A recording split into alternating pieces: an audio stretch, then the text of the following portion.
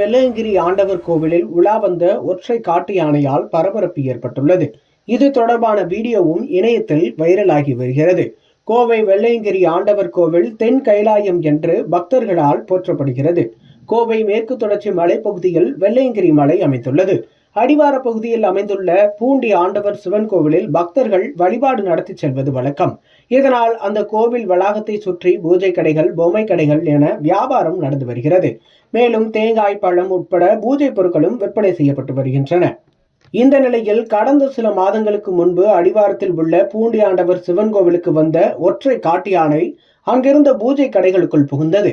இதனால் வியாபாரிகள் அலறி அடித்து ஓட்டம் பிடித்தனர். ஒற்றை காட்டு யானை அங்கிருந்த பூஜை கடைகள், பொம்மை கடைகளை சூறையாடியது.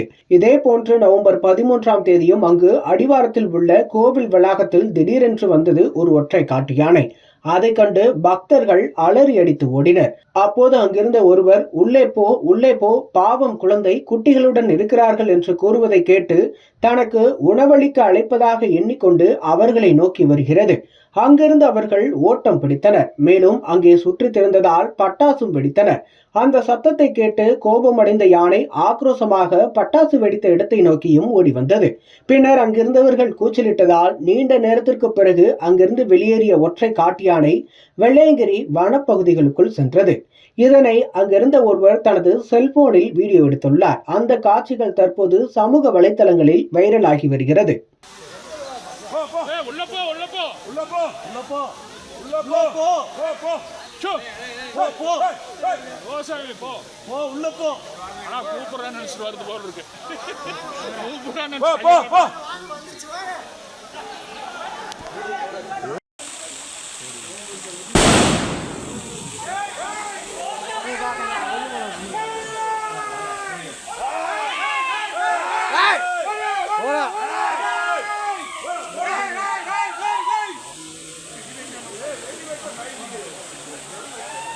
Yeah.